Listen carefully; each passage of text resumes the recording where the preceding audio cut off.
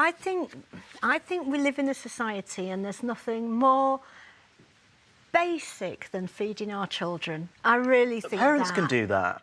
But the truth of the matter is that at the moment, millions and millions of families can't afford to feed their children, and it's not parents' fault. It's because of everything that's going on around them, cost of living crisis. Latest figures on that. You said I think you said 1.8 or 1.9 million children need it.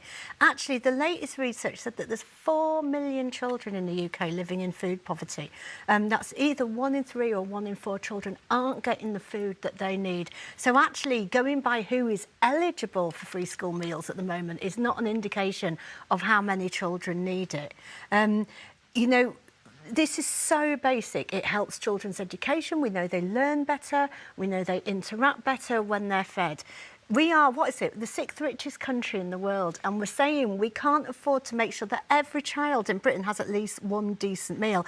And I would say to you, you say, don't give this to the children of millionaires. Well, actually, that's what the tax system's for. So if we tax people properly, if we actually make our tax system much more progressive so people who earn more are paying more tax. How much should we be taxing high earners? We can get that money back. We can get that money back. I'm more worried that children are starving. 4 million children, potentially.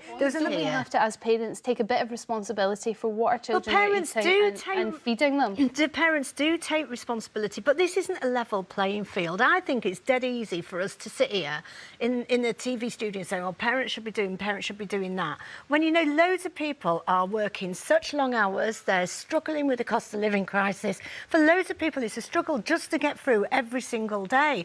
And parents are out there most of them are doing the absolute best that they can, but sometimes the resources aren't there. We've taken cooking classes out of schools. Loads of people don't know how to cook. They don't know what a decent meal is because we don't teach that in school. I mean, I know that's one of my things, is that I think we teach the wrong things in school. We don't teach that in school. You know, I remember interviewing someone from one of the Jamie Oliver projects in Bradford, where they'd set up a community kitchen. And it was a fantastically successful community kitchen there, where they were teaching people to cook. And there were loads of families there where they just had never been taught and how wouldn't to cook. That be... And that's all been done voluntarily. Wouldn't that be a better spend of money than on subsidising or paying for meals for millionaire children, using that taxpayer money for cooking lessons? Wouldn't that be a better use of money? You know, I think what you are saying is, because you're worried about this going to a small number of people, we're going to let...